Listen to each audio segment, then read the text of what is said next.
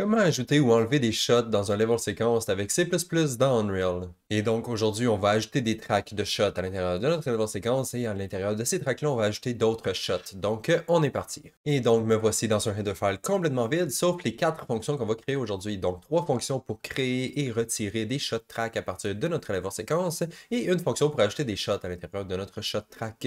Mais avant qu'on passe à nos fonctions, on a besoin de 2 forward déclarations ici. Donc le uLevel séquence parce que nos shots à l'intérieur d'une shot track, c'est des uLevel séquences, donc on va avoir besoin d'utiliser cette classe-là, et aussi notre uMovieScene Cinematic Shot Track, qui est le nom de notre track de shot à l'intérieur de notre level séquence. Et ensuite, pour passer à nos fonctions juste ici, donc première fonction getShotTrack from level séquence, cette fonction-là va nous retourner la shot track qui se trouve à l'intérieur du level séquence, et comme on peut avoir une seule shot track à l'intérieur de notre level séquence, ça va être super simple, on a simplement besoin de lui passer le path de notre level séquence, et la fonction devrait être capable de nous retourner la track super simplement. Même chose quand on ajoute une shot track dans notre level séquence, donc add shot track in level séquence, on va simplement lui passer le path de notre level séquence et notre level séquence devrait pouvoir facilement ajouter la track à l'intérieur de celui-ci. Et même chose pour la dernière fonction, donc le remove shot track from level séquence. Même chose, elle a seulement besoin de savoir c'est quoi le path du level séquence et elle devrait être capable de supprimer la track du level séquence parce qu'il y en a juste une à l'intérieur. Et la dernière fonction, ça va être la fonction un petit peu plus complexe, donc le link shot to shot track. Celle-là, on va prendre une shot qui est dans notre content browser, donc un autre level séquence, et on va l'ajouter à l'intérieur de notre shot track. Et donc, pour pouvoir faire ça, on a premièrement besoin du path de notre level séquence dans lequel on va ajouter notre track. Ensuite, on a besoin d'un autre level séquence qui est la shot qu'on veut assigner à notre track qui se trouve dans le premier level séquence. Ici, je passe directement un pointeur vers mon objet juste parce que ça va être un petit peu plus simple que de passer le path et que je voulais avoir une petite différenciation. Donc, c'est pour ça que j'ai passé le pointeur directement, mais vous pouvez passer un path et le loader manuellement et ça devrait fonctionner aussi. Ça ne sera pas un problème. Et finalement, on va aussi avoir besoin de lui passer la frame de départ et la frame de fin qu'on veut utiliser comme étant la frame de départ de notre shot et la frame de fin de notre shot. Donc, on peut la placer exactement où ce qu'on veut à l'intérieur du level séquence, évidemment. Donc, start frame, end frame, et c'est tout. Ça, c'était nos 4 fonctions qu'on va faire aujourd'hui. Donc, maintenant, on peut passer au CPP. Et comme d'habitude, on va commencer par les include. Et aujourd'hui, on va avoir besoin de 3 include. Donc, évidemment, comme d'habitude, level séquence et movie scene, parce qu'on peut les modifier ces deux-là. Et ensuite, la track qu'on veut utiliser aujourd'hui. Donc, le movie scene cinematic shot track, qui est la classe de notre shot track à l'intérieur du level séquence. Donc, on a besoin de 3 modules, level séquence, movie scene et movie scene track. Donc, on va aller faire sûr que ces 3 modules-là sont dans le build.cs. Donc, dans le build.cs, je vais regarder, j'ai mon level séquence ici, j'ai mon movie scene ici et j'ai mon movie scene tracks juste ici. Donc voilà, j'ai les 3 modules que j'ai besoin. Si vous les avez pas, faites sûr de les ajouter, sinon ça ne compilera pas. Mais moi, dans mon cas, je les ai, donc tout est beau. Et donc, on peut passer à la première fonction. Donc, le get shot track from level séquence, cette fonction-là va être relativement simple. Comme les vidéos précédentes, on va commencer par loader notre level séquence. Donc, en utilisant notre level séquence path, on peut faire un static load object qui devrait nous loader notre level séquence. Si le level séquence est invalide, on peut pas trouver notre shot track à l'intérieur parce que le level séquence n'existe pas. Donc, je vais retourner directement dire que je ne peux pas trouver la track parce que le level séquence n'est pas valide. Ensuite, si jamais le level séquence est valide, là, on peut simplement rechercher pour notre track. Donc, dans le level séquence, je demande à mon movie scene de trouver ma track, donc fin de track, et je lui passe la classe de la track qui m'intéresse. Donc, le uMovieScene Cinematic Shot Track. Et comme il y a seulement une track de shot à la fois à l'intérieur de notre level séquence, ça va être super simple. Ça va nous retourner notre shot track directement parce qu'on en a juste une. Donc, si la shot track est valide, ça veut dire que ça a été un succès. C'est ce que je vais faire ici. Je vais juste regarder pour voir si ma shot track n'est pas égale à nul. Si elle n'est pas égale à nul, ça veut dire que ça a été un succès. C'est vraiment juste pour écrire de l'information à l'utilisateur. La vraie partie qui est importante ici, c'est de retourner notre shot track à la fin parce que notre fonction, la principale utilité de la fonction, c'est de retrouver notre shot track. Donc, on l'a juste ici. Si jamais la shot track existait à l'intérieur du level séquence, évidemment. Donc, ça, c'était notre première fonction qui get accès à notre shot track qui est à l'intérieur du level séquence. Mais maintenant, il faut ajouter une shot track à l'intérieur du level séquence parce que sinon, on ne pourra pas en trouver une. Donc, pour ajouter une shot track à l'intérieur du level séquence, je vais commencer par regarder si la shot track est déjà présente parce que je peux pas en avoir plus qu'une. Donc, je vais appeler ma fonction getShotTrack from level séquence. Je lui passe le path de mon level séquence et elle devrait me retourner la shot track qui se trouve à l'intérieur du level séquence si elle est présente. Si justement elle est présente, donc si la shot track n'est pas égale à nul, je vais retourner que ça n'a pas été un succès parce que je ne peux pas ajouter une deuxième shot track à l'intérieur de mon level séquence. C'est pas comme ça que ça a été designé, donc on devrait pas le faire, mais je vais quand même retourner ma shot track juste ici parce que la shot track est valide, donc pourquoi pas la retourner. Mais si jamais la shot track n'était pas valide, là on va essayer d'en rajouter une nouvelle. Donc ce que je vais faire, c'est loader mon level séquence comme d'habitude. Donc static load object, je lui passe le path de mon level séquence, ça me load mon level séquence. Si le level séquence est invalide, je ne peux pas ajouter une track à l'intérieur, donc je vais retourner directement. Mais si le level séquence est valide, là on va simplement essayer d'ajouter une nouvelle track à l'intérieur. Donc dans mon level séquence, je demande à mon movie scene d'ajouter une nouvelle track, donc add track, et je lui passe la classe de la track qui m'intéresse. Dans ce cas, c'est le uMovieScene Cinematic Shot Track.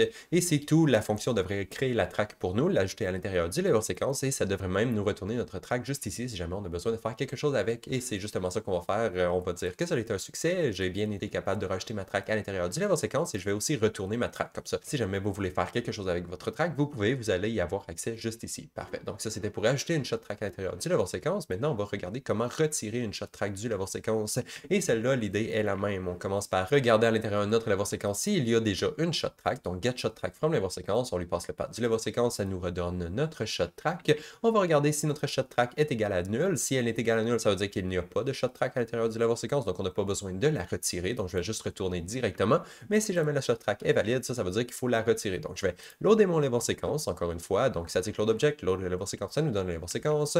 Et ensuite, à partir du level séquence, on peut simplement demander à notre movie scene de retirer notre track. Donc remove track, on lui passe notre shot track et c'est tout. La fonction devrait retirer la track pour nous. Donc on peut dire que ça a été un succès, on a bel et bien réussi à retirer notre track de notre level séquence. Et maintenant, c'est le temps de passer à la fonction la plus complexe qui est de lier nos shots à notre shot track. Donc je vais descendre à cette fonction-là juste ici. Et pour lier nos shots à notre shot track, il faut évidemment commencer par s'assurer que la shot qu'on reçoit en input est valide parce qu'on ne peut pas lier une shot qui n'est pas valide, évidemment. Donc ici, je vais juste m'assurer que si ma shot est égale à nul, je vais retourner immédiatement parce que je ne peux pas lier cette shot-là à ma track parce que la shot n'est pas valide. Donc si ma shot est égale à nul, je vais dire que je ne peux pas la lier à ma track, je vais retourner immédiatement. Mais si la shot est valide, là, on va pouvoir essayer de la lier. Et la première étape pour pouvoir faire ça, ça va être évidemment de trouver notre shot track qui se trouve à l'intérieur de notre level séquence. Donc même chose, je vais faire un get shot track from level séquence, je lui passe le level séquence, ça nous retourne une shot track. Shot track, on va regarder si elle est valide parce qu'on ne peut pas ajouter notre shot à l'intérieur de notre track si la track n'existe pas, évidemment. Donc si la shot track est invalide, je vais retourner immédiatement et je vais pas essayer de les lier ensemble. Mais si jamais notre shot track est valide et que notre shot est valide, là on peut finalement les lier ensemble pour vrai. Et donc pour pouvoir faire ça, on va commencer par premièrement loader notre level séquence parce qu'il va falloir calculer à quel endroit est-ce qu'on veut placer notre shot dans notre track. Et la raison pourquoi je dis ça, c'est parce que le séquenceur fonctionne en tick. Je l'ai déjà expliqué dans les vidéos précédentes, mais en bref, le séquenceur ne fonctionne pas avec des frames et ici en input on reçoit des frames. Donc notre frame de départ et notre frame de fin. Et le nombre de ticks par frame peut varier dépendant de la tick résolution et du display rate que vous voulez afficher dans l'éditeur. Donc le nombre de ticks utilisés pour chacune de vos frames dans le séquenceur peuvent varier. Donc ici on va calculer le nombre de ticks qu'il y a dans chacune de nos frames de notre séquenceur et ensuite on va pouvoir multiplier cette valeur par nos start frame et end frame pour calculer à quel endroit est-ce qu'on veut placer notre shot à l'intérieur du level séquence en nombre de ticks parce que c'est comme ça que ça fonctionne. Quand vous faites des opérations sur les sections de votre level séquence, ça fonctionne en ticks, ça fonctionne pas en frame. Donc ici je sais combien il y a de ticks pour chacune de mes frames et donc je peux m'en servir pour ajouter ma nouvelle séquence à l'intérieur de ma shot track. Donc dans ma shot track, j'ajoute une nouvelle séquence.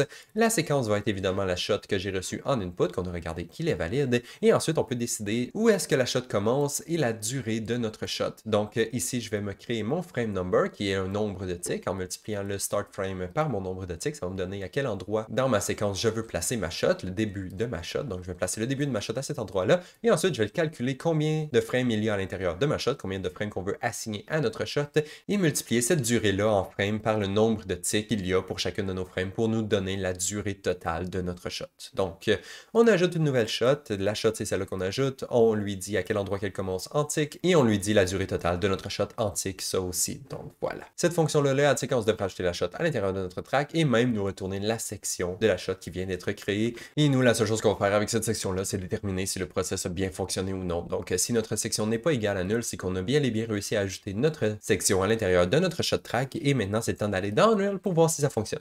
Et donc, dans Unreal, j'ai un level séquence complètement vide juste ici, que j'ai juste là, et j'ai aussi 3 shots. Mes shots ne sont pas vides, ils ont des comportements différents qui sont appliqués à mon warrior. Donc ici, on peut voir que dans ma shot 1, mon warrior joue son idle animation. Dans ma shot 2, le warrior joue son walk animation.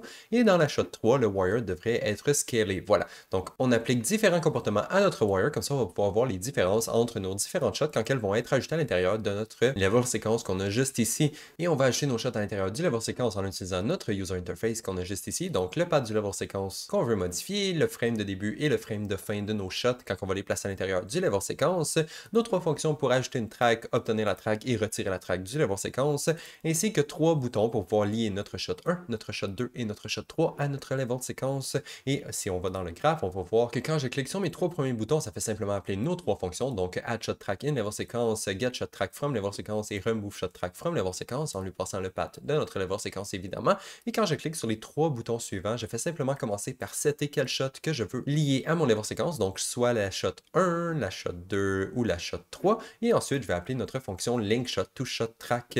Même chose encore une fois, je lui passe le path de mon level séquence, je lui passe la shot que je veux lier à ma shot shot track et ma frame de départ et ma frame de fin. Comme ça, on va pouvoir le décider où est-ce qu'on veut la placer à l'intérieur du level séquence.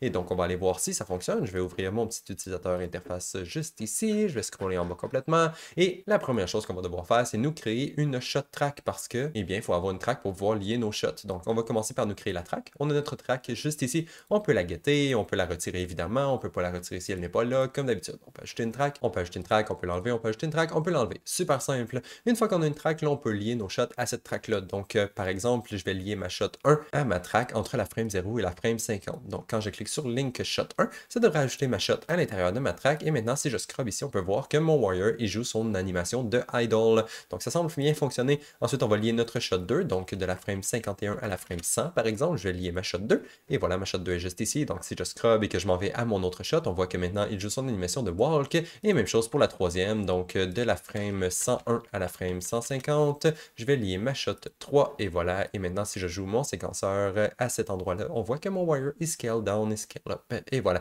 Donc, mon idle animation, mon walk animation et mon wire qui se fait scale down. Voilà. Donc, maintenant, vous savez comment ajouter vos shots à l'intérieur d'une shot track qui se trouve dans la séquence. Et ça va conclure la vidéo d'aujourd'hui. Donc, on se revoit dans la prochaine. Bye bye!